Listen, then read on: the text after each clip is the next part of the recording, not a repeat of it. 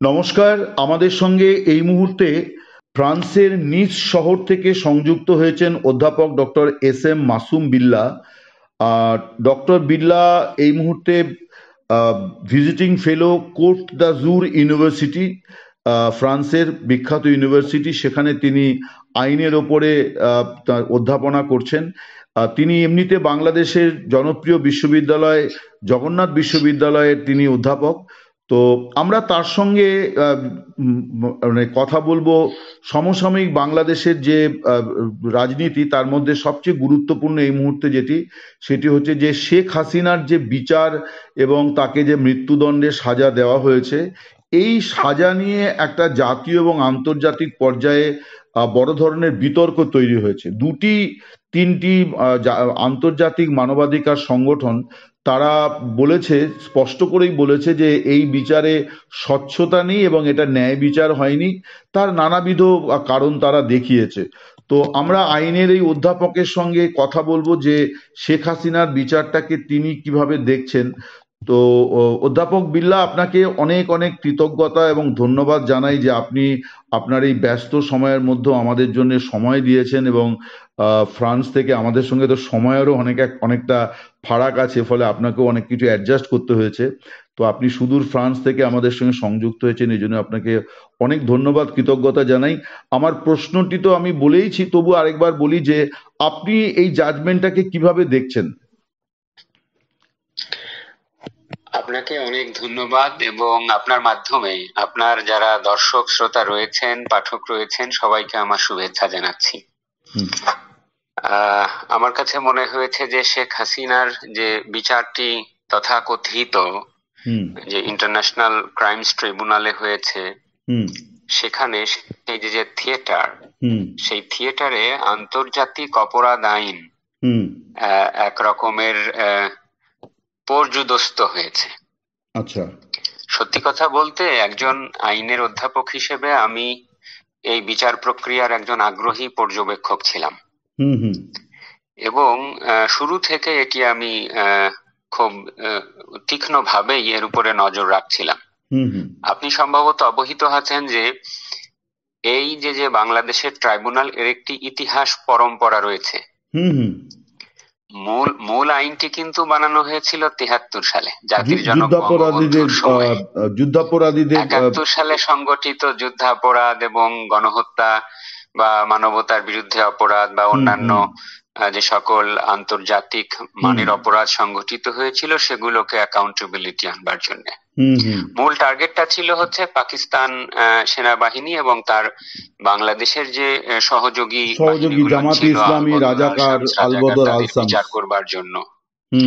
তো ওই আইনটি দীর্ঘদিন সামরিক সরকাররা পরে এসেছে, বঙ্গবন্ধু হত্যার পরে অন্যান্য সরকারগুলো এসেছে, সেই বিচারটি আর অনুষ্ঠিত হয় না, এবং ওই 73 সালের আইনটি ওইভাবে আমল হয় না।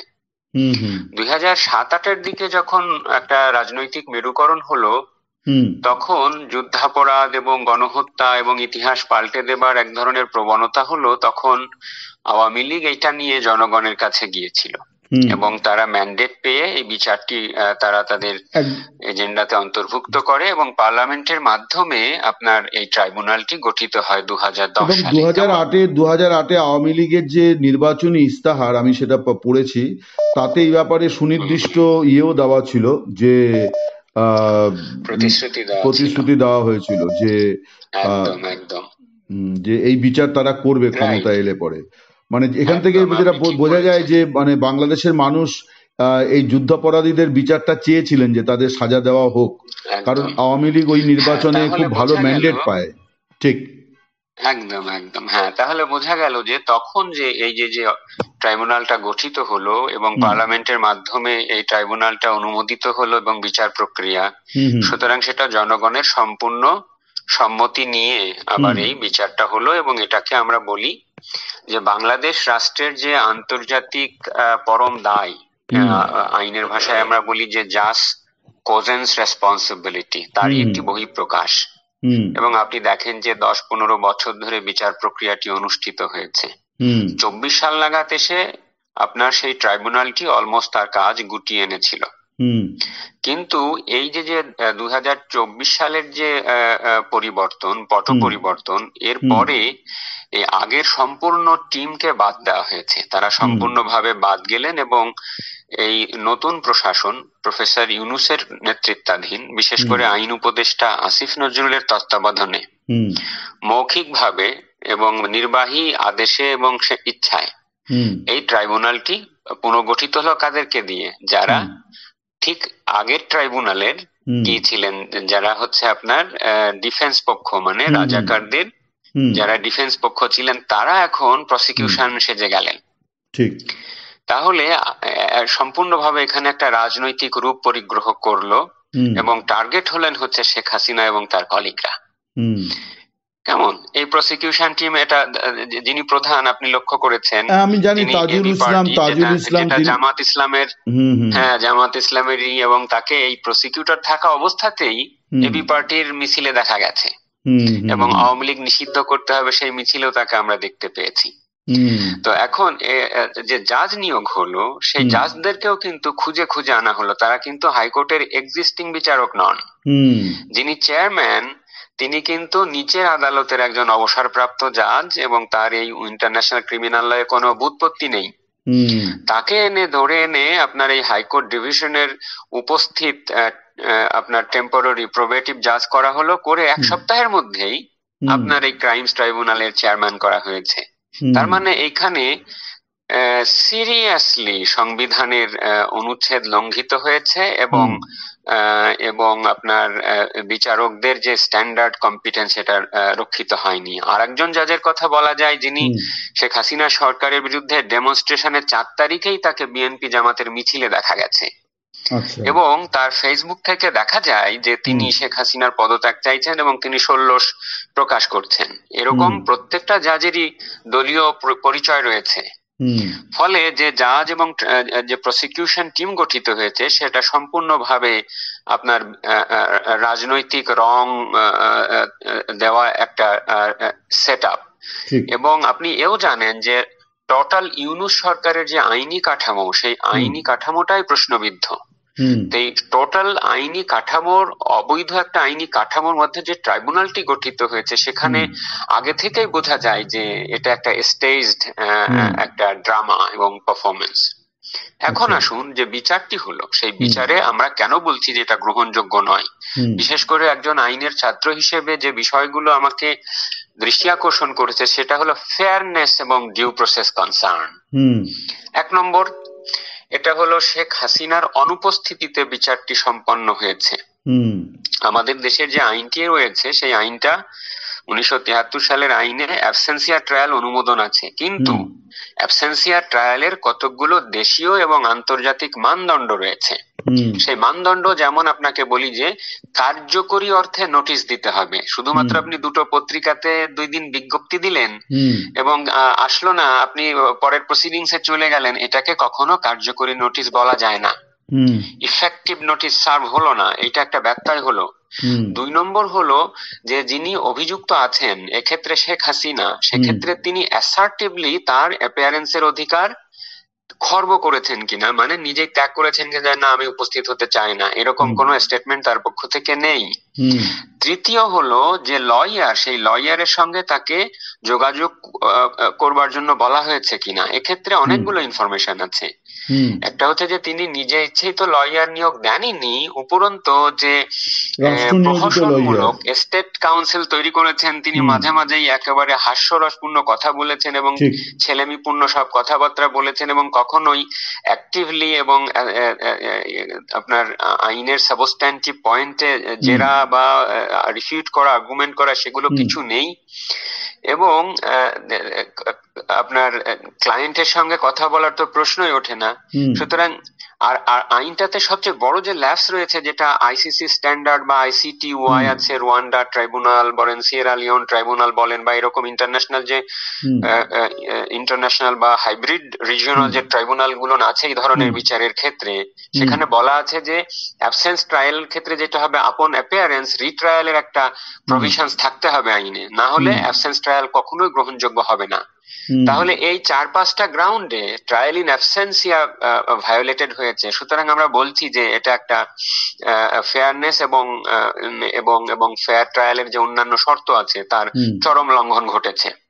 আচ্ছা, ইফেক্টিভ রিপ্রেজেন্টেশন, রাইট টু ঠিক সেলফ ডিফেন্স ছাড়া তো ঠিক এটা কোনো কিছু হয় না।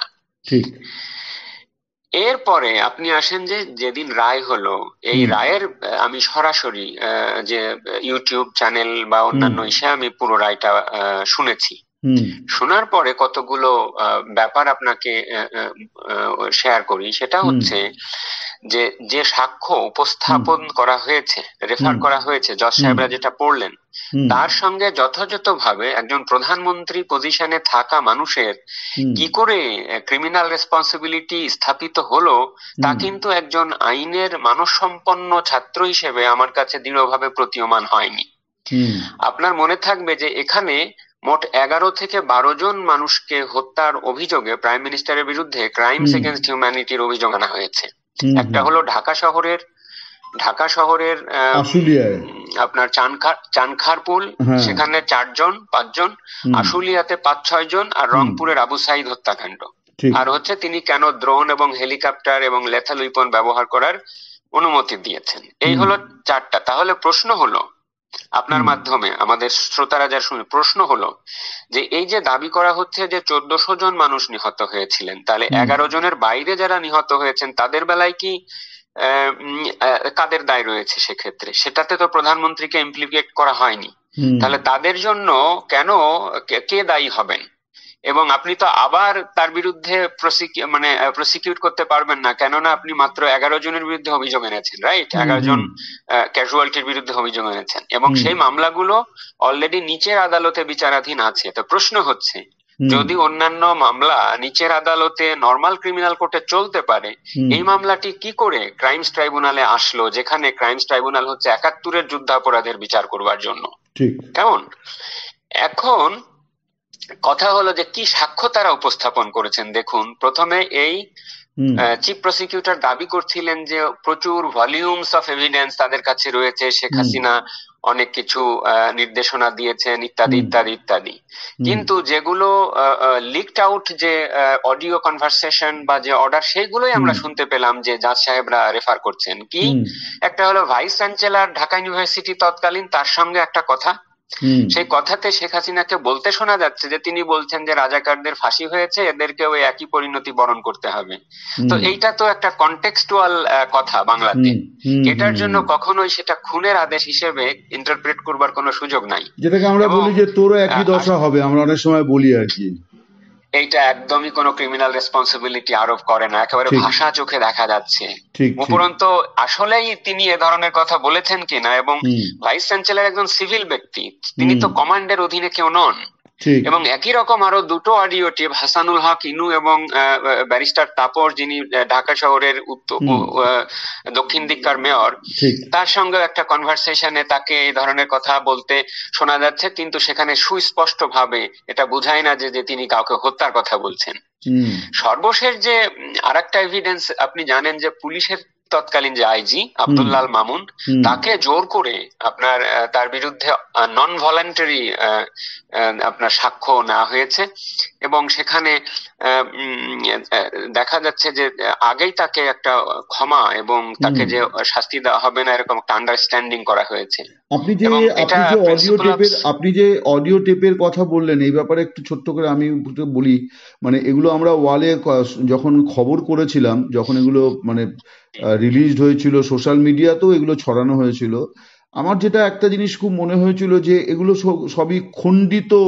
মানে একটা মানে মানে ধরুন 5 মিনিট কথা হয়েছে, তার মধ্যে হয়তো 50 সেকেন্ডের একটা বক্তব্যকে মানে প্রকাশ করা হয়েছে। পূর্ণাঙ্গ বক্তব্যটা কি ছিল, মানে আমি তো কোনো একটা কথা বলে আবার কিন্তু বলতেও পারি যে সরি, আমার এটা বলা ভুল হয়েছে, এটা কিন্তু আমি উইথড্র করছি, এটাকে কিছু মনে করবেন না।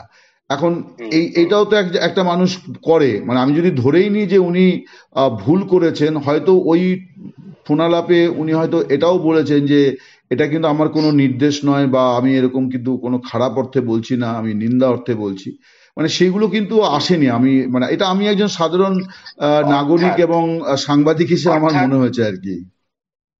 অর্থাৎ খণ্ডিত আকারে কোনো কিছু যদি পারপাসফুলি করা হয় তাহলে সেটাও এক ধরনের টেন্টেড এভিডেন্স, আমরা বলি দূষিত হুম সাক্ষ্য প্রমাণ।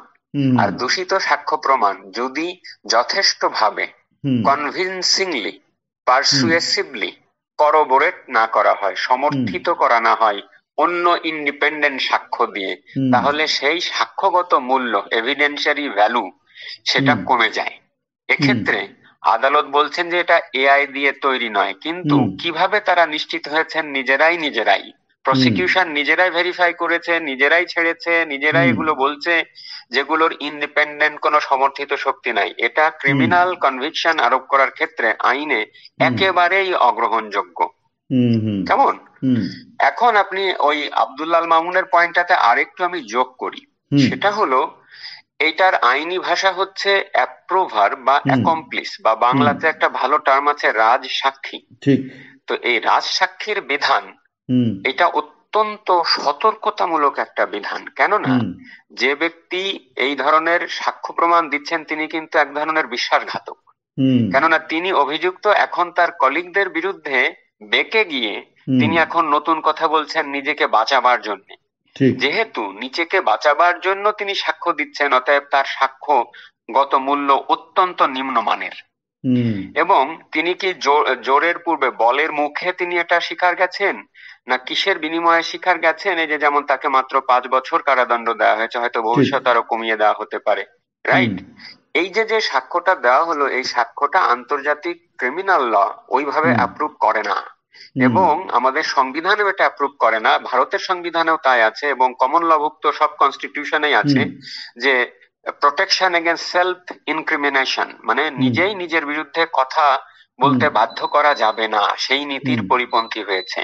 এবং হুম অবৈধভাবে ইনডিউসড বা হুম উৎস অবৈধভাবে পাওয়া হুম সাক্ষ্য হুম বা উদ্ভূত সাক্ষ্য, এটাকে আমরা বলি যে এটা একটা বিষবৃক্ষের মিষ্ট ফলের মতন, হুম সেটাকে ব্যবহার করে আপনার দণ্ডাদেশ দেওয়া যাবে না। তাহলে হুম আপনাকে বোঝাতে পারলাম যে আব্দুল্লাহ আল মামুনের যে হুম সাক্ষ্যর উপরে নির্ভর করা হয়েছে, অন্তত হুম 50 বা 60% নির্ভর করা হয়েছে, হুম যেটি একদমই গ্রহণযোগ্য নয়। কেননা হুম প্রধানমন্ত্রীর তো আব্দুল্লাহ আল মামুনকে নির্দেশ দেবার প্রয়োজন নেই। হুম বাংলাদেশের বা উপমহাদেশের যে সিপিসি বা কি বলে পেনাল কোড বা সিআরপিসি আছে, সিআরপিসি বা পুলিশ হুম ম্যানুয়াল আছে, হুম রেগুলেশনস আছে, সেখানে এই ধাপগুলো বর্ণনা করা আছে যে কোন লেভেলে গিয়ে পুলিশ লেথাল উইপন ব্যবহার করতে পারবে। কথাটা হুম হলো যে যখন আমি রায়ত বা ভায়োলেন্স দমন করব, তখন প্রপোর্শনেট বল বা ডিসপ্রপোর্শনেট বল প্রয়োগ করা হয়েছে কিনা। হুম তো ডিসপ্রপোর্শনেট বল প্রয়োগ করা হয়েছে কিনা তার যে গ্রহণযোগ্য তদন্ত হওয়া দরকার, সেই তদন্তটা এখানে অনুষ্ঠিত হয় নাই। হুম ফলে আপনার এই সাক্ষ্যটা ভালোভাবে গ্রহণযোগ্য নয়। সেখানে প্রধানমন্ত্রীর নির্দেশনা দেওয়া বা না দেওয়ার প্রশ্ন নয়, it is absolutely a hmm matter of criminal law which is govern by the police themselves. সেইখানে না আপনি এটা তো আমরা এই যে ওয়াচডগ ঢাকার বর্তমান পুলিশ কমিশনার তিনি 16 তারিখ মানে শেখ হাসিনার সাজা ঘোষণার আগের দিন তিনি এরকম একটি অর্ডার দিয়েছিলেন শুট অ্যাট সাইট যে যারা গাড়ি পোড়াতে আসবে পুলিশকে এ করতে হবে সেখানে এবং তার ফলে তার বক্তব্য নিয়ে যখন বিতর্ক হলো তখন দেখা গেল যে ঢাকা মহানগর পুলিশের জনসংযোগ বিভাগ থেকে একজন অফিসার এটার ব্যাখ্যাও করলেন এবং সেখানে কিন্তু তিনি এই আইনের বিধানগুলি উল্লেখ করছিলেন যে পুলিশ নিজের মতো করে এই ব্যাপারে সিদ্ধান্ত নিতে পারে এবং তারা আত্মরক্ষার্থে গুলি চালাতে পারে। অর্থাৎ মানে এই যে পারে। ঢাকার মহানগর পুলিশ কমিশনারের বক্তব্যকে তিনিও কিন্তু এই একই যুক্তি দেখিয়েছেন যেটা আগের সরকারও বলেছিল যে পুলিশকে গুলি চালানোর জন্য কোনো নির্দেশ দিতে দরকার হয় না, পরিস্থিতি অনুযায়ী তারা এই ক্ষমতা প্রয়োগ করতে পারে। একদম, একদম। এর সঙ্গে আরেকটু যুক্ত করি আমি। হুম আপনি হুম লক্ষ্য করুন যে জুলাইয়ের যে ঘটনাগুলো, এই হুম ঘটনাগুলো বহুমাত্রিক। এর যে প্রাণহানিগুলো, হুম সহিংসতাগুলো এ বহুমাত্রিক। হুম শুধুমাত্র আইন শৃঙ্খলা বাহিনীর তরফের থেকে তো নয়, হুম আপনার আইন শৃঙ্খলা বাহিনীর নিজেদের লোকজনও হুম বহুত সংখ্যক নিহত হয়েছেন, হুম রাষ্ট্রীয় স্থাপনা ধ্বংস হয়েছে, হুম ছাত্ররা মারা গেছে, হুম সিভিলিয়ান মারা গেছে, শিশুরা মারা গেছে। এই ক্ষেত্রে তাহলে বোঝা যাচ্ছে যে নির্দিষ্ট কোনো প্যাটার্নের সিস্টেমেটিক কোনো অ্যাকশন এটা ছিল না, অর্থাৎ বোঝা হুম যাচ্ছে রাষ্ট্রীয় বাহিনীর বাইরেও আপনার ইন্ট্রুডিং কোনো এক্সট্রিমিস্ট ফোর্সের অনুপ্রবেশ এখানে ঘটেছে। হুম সেইটাই কিন্তু আপনার এই সরকার, যখন এই সরকার আসলো, তাদের দুজন উপদেষ্টা স্বীকার গেছেন একেবারে হুম সরাসরি বক্তব্যে হুম যে তাদের আন্দোলন যদি ব্যর্থ হতো তাহলে হুম তাদের সশস্ত্র সংগ্রাম করবার প্রস্তুতি ছিল। হুম এমনকি একজন জামাতে ইসলামের নেতাকে এও বলতে শোনা গেছে যে তাদের মূল টার্গেট ছিল শেখ হাসিনা, তাকে হুম হত্যা করাই তাদের উদ্দেশ্য ছিল।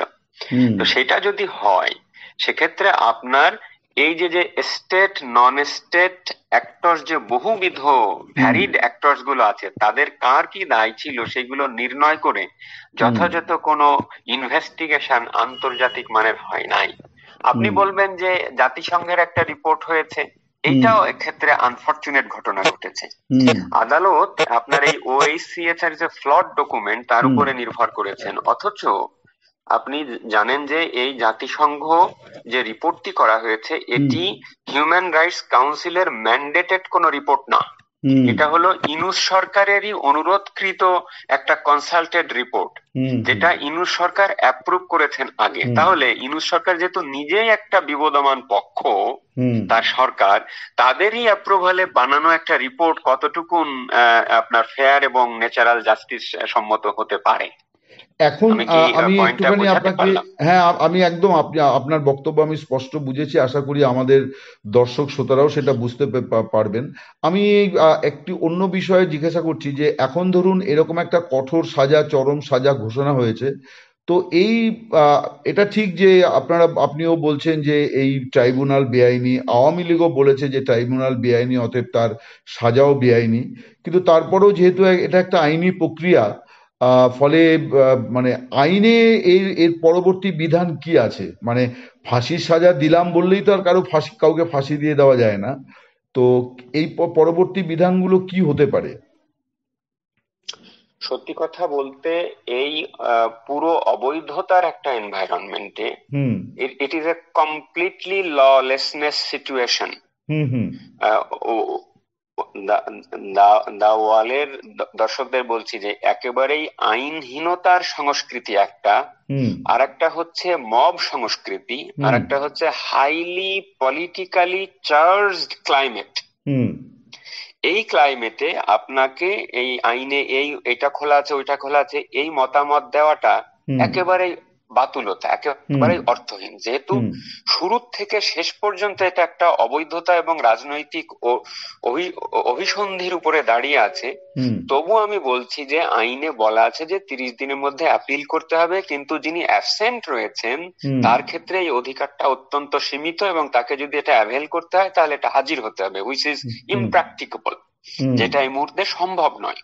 হুম সম্ভব নয় এই কারণে যে শেখ হাসিনা সহ তার কলিগ বা যে কোনো ব্যক্তি হুম আদালতে হাজির হলে তাদের নিরাপত্তা প্রশ্নবিদ্ধ হবে। আপনি যা দেখেন হুম যে গত 1 বছরে অনেক নেতারা যখন আদালতে হাজির হয়েছেন তাদেরকে আদালতেও শারীরিকভাবে তারা পর্যন্ত নিরাপদ নন। আক্রমণ করা হয়েছে। ঠিক। তাহলে this is A rule of জঙ্গল, হুম এখানে তো হাজির হয়ে আপনার অ্যাপিল করার কোনো প্রশ্ন ওঠে না। হুম 2 নম্বর হলো আপিল বিভাগ যে সাজিয়ে রাখা হয়েছে যেখানে আপিলটা হুম করা হবে, হুম এই আপিল বিভাগের বিচারকদের নিয়োগই সম্পূর্ণভাবে অসাংবিধানিক, এবং একটা জুডিশিয়াল কুয়ের মাধ্যমে, মব ভায়োলেন্সের মাধ্যমে বাংলাদেশের হুম সিনিয়র জাজদেরকে সরিয়ে দিয়ে চিফ জাস্টিস হুম সহ এই হুম নতুন চিফ জাস্টিস সহ তার কলিগদেরকে নিয়োগ দেওয়া হয়েছে। নতুন চিফ জাস্টিস আপিল বিভাগের একদিনও বিচারক ছিলেন না, হুম তিনি সরাসরি হাইকোর্ট ডিভিশন থেকে চিফ জাস্টিস হুম করা হয়েছে। সুতরাং এই আপিলের ডিভিশন অলরেডি একটা বার্তা দিয়ে রেখেছে যে তারা রাজাকারকেই হুম পুনর্বাসিত করবে, এবং এটিএম আজহারুল ইসলাম নামের যিনি দণ্ডিত ছিলেন হুম হুম তাকে রিভিউ পিটিশনে খালাস দেওয়া হয়েছে। ঠিক। কিন্তু যখনই শেখ হাসিনার মামলা যাবে তখনই আপনার দেখবেন যে এটা পলিটিক্যালি মোটিভেটেড হয়ে তাকে they will take no time hmm to reject the appeal. যদি আমি যুক্তির খাতিরে ধরেও নিই যে কোনোভাবে আপিল হয়ে গেল বা সামথিং হুম লাইক দ্যাট, এইটা একটা। আর যদি হয় যে না, ডিউ প্রসেস করা হোক, তাহলে এই প্রক্রিয়াটি সম্পূর্ণভাবে রিট করা যেতে পারে হাইকোর্টে একেবারে স্ক্রাপ করে দেবার জন্য। হুম হুম এবং এই বাংলাদেশের যে জুলাইয়ে যে ব্যাপক মানবাধিকার লঙ্ঘন ঘটেছে এবং সহিংসতা হয়েছে, তার হুম জন্য আপনার অ্যাকাউন্টেবিলিটি, জবাবদিহিতা, বিচার ইত্যাদি নিরূপণ করবার জন্য জাতিসংঘের সরাসরি তত্ত্বাবধানে আন্তর্জাতিক মানের স্বচ্ছ, হুম গ্রহণযোগ্য, নিরপেক্ষ আপনার তদন্ত হতে হবে। হুম তৎপ্রেক্ষিতে আপনার যাদের ক্রিমিনাল লায়াবিলিটির প্রশ্ন আসবে তাদের বিচার অনুষ্ঠিত হতে হবে। আমি হুম আশা করি আমি আমার আমি কথাটি বোঝাতে হ্যাঁ পেরেছি। হ্যাঁ হ্যাঁ, আমি আপনার কথা বুঝতে পেরেছি। তার মানে আপনি বলতে চাইছেন যে বাংলাদেশের বিদ্যমান পরিস্থিতিতে শেখ হাসিনার ন্যায় বিচার হয়নি, এবং মানে উচ্চ আদালতে যাওয়ার মতো পরিস্থিতিও নেই যেখানে তার নিরাপত্তার প্রশ্ন জড়িত। ফলে আপনি বলতে চাইছেন যে এই পরিস্থিতিতে একটা আন্তর্জাতিক হস্তক্ষেপও জরুরি, যে একটা দেশে এইভাবে একজন কে সাজা দেওয়া হবে, সাবেক প্রধানমন্ত্রী, তিনি একটি দলের প্রায় 40-42 বছরের সভাপতি, এবং তিনি সে দেশের মুক্তিযুদ্ধের প্রধান সংগঠকের কন্যা। ফলে আপনি বলতে চাইছেন যে একটা আন্তর্জাতিক মানে কি বলা যায়, তৎপরতা এবং হস্তক্ষেপের মধ্য দিয়েই একমাত্র একটা ন্যায় বিচার সম্পন্ন হতে পারে। এটা হস্তক্ষেপ শব্দটি হয়তো হুম আমি ব্যবহার করলে নেগেটিভ কনোটেশনস দিতে হুম দিতে হুম পারে, কিন্তু হুম কথাটা হচ্ছে এই, দিস পর্যবেক্ষণের ইজ মধ্যে অন্তত শেখ হওয়া হাসিনা। উচিত আর কি। হ্যাঁ, আমি আমি আমি এইভাবে কথাটা বলি, আবার বলি, সেটা হলো এইখানে শুধু বাংলাদেশের আইন না, হুম আপনার আন্তর্জাতিক মানবাধিকার আইন এবং হুম আন্তর্জাতিক ফৌজদারি আইন, হুম আইসিসি স্ট্যাটিউটের যে স্ট্যান্ডার্ড আছে, হুম হুম সে সেটা চরমভাবে অপপ্রয়োগ করা হয়েছে। হুম সেই অপপ্রয়োগটা রোধ করবার জন্য হুম আন্তর্জাতিক কমিউনিটি অবশ্যই এখানে কি হুম করতে পারে, তার উদ্বেগ প্রকাশ করতে পারে, এবং হুম বাংলাদেশে ডিউ প্রসেস হোক, এবং এই এই ধরনের পলিটিক্যাল পলিটিক্যালি মোটিভেটেড চার্জ হুম না হোক, অবশ্যই বাংলাদেশকে সে ব্যাপারে হুম নিবৃত্ত করতে পারে বা উৎসাহিত করতে পারে যে না, হুম ডোন্ট ডু ইট। হুম এখন আপনি দেখেন যে ওরা বলছে যে এটা জয়েন্ট ক্রিমিনাল এন্টারপ্রাইজ ছিল, অথচ হুম সরকার পরিচালনা ব্যবস্থায় আপনি যখন সাধারণ নীতিগত সিদ্ধান্ত নেবেন ডে টু ডে, সেটাকে হুম কি করে জয়েন্ট ক্রিমিনাল এন্টারপ্রাইজ বলে আখ্যায়িত করা যায়, সেই ব্যাখ্যাটি পর্যন্ত এই জাজমেন্টে দেওয়া নাই। হুম আর একটা হলো, তারা আর একটা কথা বলেছেন, তিনি অর্ডার সুপারিয়র পজিশনে আছেন, অতএব অর্ডার দিয়েছেন। হুম তো অর্ডার দেওয়ার যে কমান্ডিং রেসপন্সিবিলিটি, আপনার ওই চানখারপুলের ঘটনার সঙ্গে বা হুম আশুলিয়া বা ওই 15 তারিখে আবু সাইদ নিহত হওয়ার ঘটনার সাথে প্রধানমন্ত্রীর অর্ডার কিভাবে জড়িত, হুম তা কিন্তু সাধারণ জ্ঞানে আছে যে ঘটনা ঘটা এক জিনিস, আর একজন ক্রিমিনালি অর্ডার দিচ্ছেন সেটা হুম স্থাপন করা সম্পূর্ণভাবে আলাদা জিনিস। হুম আদালতের রায়ের একটা ভাষায় ব্যবহার করা হয়েছে যে তিনি এটা অর্ডার দিয়েছেন, ইনস্টিগেট করেছেন এবং হুম রোধ করতে ব্যর্থ হয়েছেন। ঠিক। একই ঘটনা অর্ডার, ইনস্টিগেট, ব্যর্থ হয় না, প্রত্যেকটা হুম জিনিসই আলাদা আলাদা। হুম মানে ধরুন আমি আপনাকে একই সাথে খুন করার অর্ডার দিতে পারি না, আবার খুন না হওয়া থেকে নিবৃত্ত করতে পারি না, এর যে কোনো একটা হয়। ঠিক। তো এইভাবে নানান ধরনের অসঙ্গতি আছে। So this is a serious abuse of justice process hmm and an example, blatant example of miscarriage of justice. Hmm সেইটাকে রোধ করবার জন্য বাংলাদেশে কিন্তু পৃথিবীর নানান মানবাধিকার হুম কমিটির সঙ্গে আছে, হুম মানবাধিকার ইনস্ট্রুমেন্ট গুলোতে বাংলাদেশ পক্ষ রাষ্ট্র, হুম আইসিসিপিআর এর পক্ষ, হুম আর জাতিসংঘের যে আপনার রেপোর্টিয়াররা আছেন, হিউম্যান হুম রাইটস হুম কমিশনাররা আছেন, তারা হুম এখানে দেখভাল করতে পারেন যে what is happening in Bangladesh, এবং হুম বাংলাদেশের কাছে ব্যাখ্যা চাইতে পারেন যে হুম তোমরা কি ধরনের বিচার এখানে করছো। আমরা চাই যে জবাবদিহিতা হোক, কিন্তু হুম এইভাবে একটা ক্যাঙ্গারু ট্রায়াল হবে এবং একটা শাম ট্রায়াল অনুষ্ঠিত হবে, সেটা তো হুম কোনো মতে গ্রহণযোগ্য হতে পারে না। হুম সুতরাং এখানে আপনার আন্তর্জাতিক কমিউনিটির এখানে অবশ্যই খতিয়ে দেখা উচিত যে বাংলাদেশে এই বিচারটি কি হুম করে মানবাধিকার লঙ্ঘন ঘটেছে, এবং হুম বাংলাদেশের প্রতিষ্ঠাতা কন্যা এবং বাংলাদেশে আর্গুয়েবলি এখনো সবচেয়ে জনপ্রিয় একজন রাজনীতিক, যার 40-42 বছরে মানুষ খেটে খাওয়া মানুষের পক্ষে সংগ্রাম করার অভিজ্ঞতা রয়েছে, হুম এবং তিনি হঠাৎ করে কেন এই ধরনের এই অপরাধের কর্মকাণ্ড কেনই বা তিনি করতে যাবেন সেটা হুম বিশ্বাসযোগ্যই নয়। সুতরাং হুম তাকে যদি ক্রিমিনালি রেসপন্সিবল করতে হয় তাহলে হুম যে মানের ওভারওয়েলম এভিডেন্স থাকা দরকার সেটা তো যেগুলো উপস্থাপিত হয়েছে আমরা দেখলাম না। ঠিক। যদি তাই না হয় তাহলে হুম এই বিচারটি ইমিডিয়েটলি আমি মনে করি আন্তর্জাতিক কমিউনিটির উচিত খতিয়ে দেখা যে what is happening in Bangladesh. বেশ, ডক্টর বিল্লা, আপনাকে অনেক অনেক ধন্যবাদ ও কৃতজ্ঞতা জানাই। আপনি আপনার ব্যস্ত সময় থেকে, মানে ব্যস্ততার মধ্যেও আমাদের জন্য যে সময় দিয়েছেন, এই জন্য ওয়ালের তরফ থেকে আপনাকে ধন্যবাদ ও কৃতজ্ঞতা জানাই। আপনি ভালো থাকুন, বাংলাদেশের মঙ্গল হোক। নমস্কার।